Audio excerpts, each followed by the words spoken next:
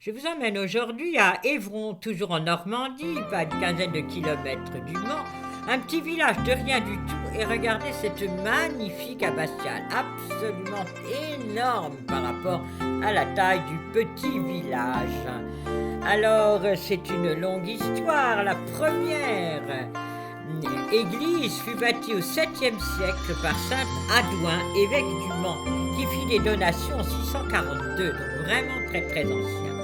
Puis ensuite, elle fut plus ou moins abandonnée. Enfin, il n'y avait pas beaucoup de vocation de moine. Et c'est en 1123 que l'évêque du Mans décide de réformer l'ordre monastique. Il y a plus de moines. Et on construit une nef avec 4 travées, une tour porche. C'est la romane, vous la voyez là, la tour porche. Et donc... l'église, surtout l'abbaye, se développe, mais doucement. Et voilà l'histoire de l'Épine, car cette abbatiale est dédiée à Notre-Dame de l'Épine. Alors voilà, l'histoire, c'est un pèlerin qui est sur le chemin du retour de Terre Sainte. Il a dans sa besace une relique du lait de la Vierge. Fatigué, il se couche sous une aubépine. À son réveil, l'arbre a tellement grandi que sa besace est très très haut dans les branchages et qu'elle ne peut l'attraper. Alors il fait sa prière à saint Ardouin, le premier évêque du Mans, le donataire, le fondateur de cette abbaye. Il le supplie d'exercer sa demande. Aussitôt, les branches se plient et la relique arrive dans les mains de l'évêque. Donc c'est la décision est prise, il faut agrandir l'église. Et l'église s'appelle maintenant Notre-Dame de l'Épine. Voilà la statue de Notre-Dame de l'Épine, car la Vierge dans sa main droite tient une fleur d'aubépine en souvenir de ce miracle. Continuons l'histoire de cette magnifique abbatiale. Notre-Dame de l'Épine accomplit beaucoup de miracles et ce lieu devient un lieu de pèlerinage très couru. Depuis même très loin, on vient prier la Vierge Notre-Dame de l'Épine. En 1252, un agrandissement est prévu. Le chœur, c'est l'art gothique flamboyant. Voilà la porte, une des portes avec les armes des Chateaubriand, car un des abbés fut François de Chateaubriand. Puis 1482, c'est justement cet abbé commandataire qui fit faire ses reliques, installer des stalles. Tout cela a disparu, car au moment des guerres de religion, les moines se sont enfuis avec tous les trésors, heureusement. Mais en 1577, ce sont les catholiques qui pillent et volent le trésor de l'église. À ce moment-là, la tour est fortifiée de machicoulis meurtrières et on fait des fossés tout autour. Enfin, en 1726, alors là, les moines sont de plus en plus nombreux et l'abbaye est agrandie d'un énorme bâtiment de style classique fait par l'architecte Guillaume, qui est moine de la Tremblay. À la Révolution, pillage, massacre, puis en 1801, ce sont les Sœurs de la Charité qui viennent s'installer là. En 2012, les Sœurs vendent à la communauté Saint-Martin, qui maintenant s'occupe de ces saints lieux et a une communauté de plus en plus importante, séminaires et maisons mères de cette communauté de prêtres. Entrons maintenant dans l'abbatiale avec cette nef gothique flamboyante, superbe, très élevée, très élégante, avec des piliers, vous avez vu, costauds, vraiment très forts. Et là, sur un pilier, des sculptures amusantes, une vierge du XVe siècle et surtout des enfeux dans lesquels il y avait 3 gisants d'abbés, mais l'un a disparu. Et là a été déposée cette piéta en calcaire polychrome du XVe siècle. Vous voyez, les proportions sont assez curieuses.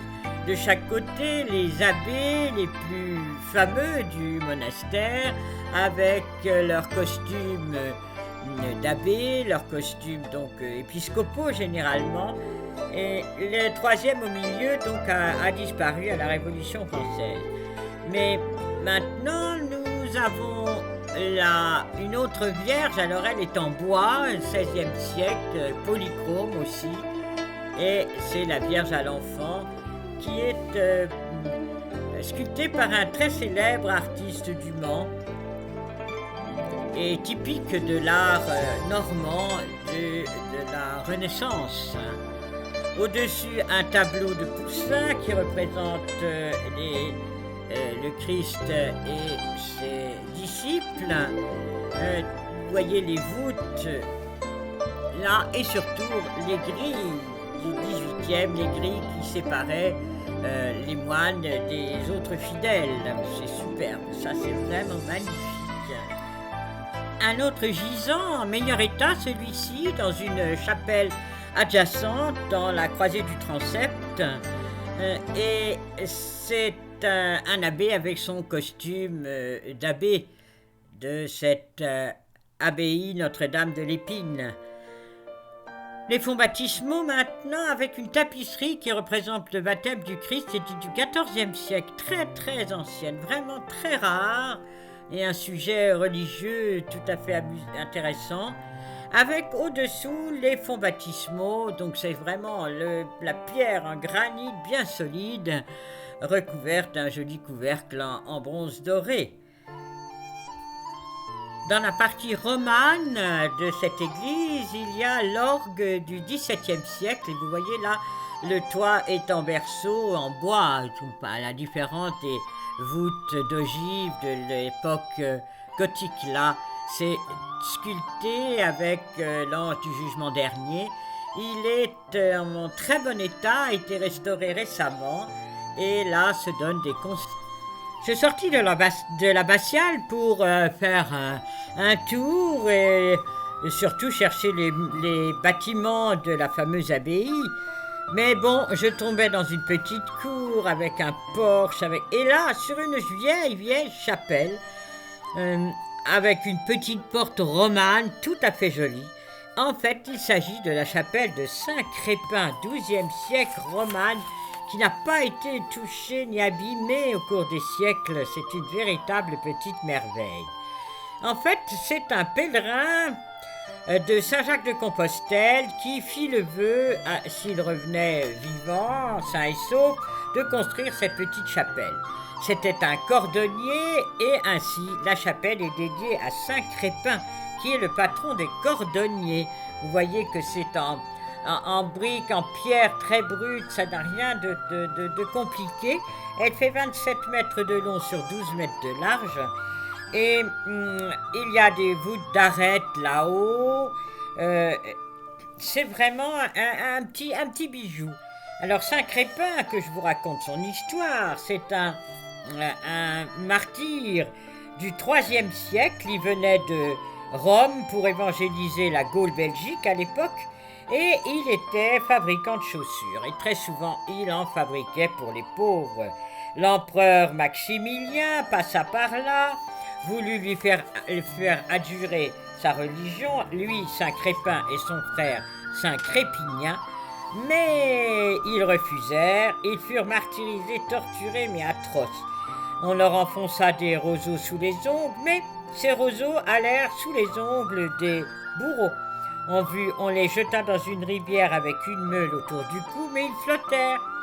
Ensuite, on les mit dans une citerne de plomb, mais le plomb brûla. Toujours les bourreaux, mais pas les deux frères.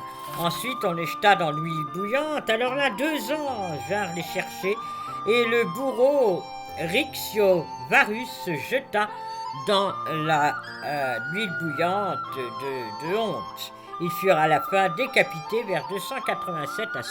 Cette chapelle, qui généralement est fermée, était ouverte ce jour-là car il y avait une messe. Donc j'ai eu beaucoup de chance. Alors, il y a une grille qui sépare le chœur de la nef, car en fait, il y a tous les trésors et reliquaires qui sont là.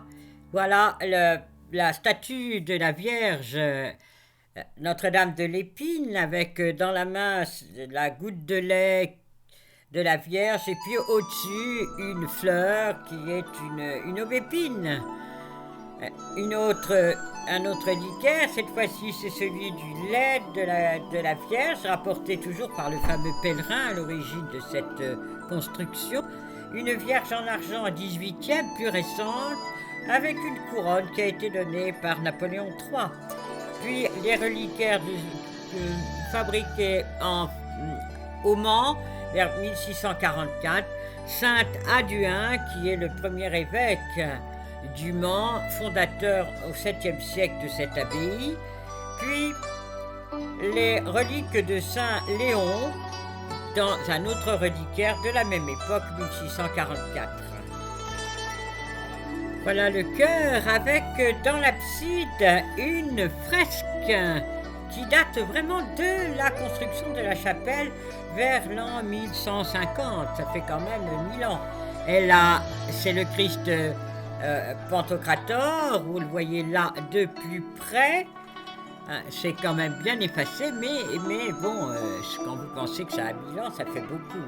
À gauche la Vierge, à droite Saint Jean-Baptiste, puis là-haut les 4 évangélistes tétramorphes, Saint Matthieu, Saint Marc, Saint Luc et Saint Jean.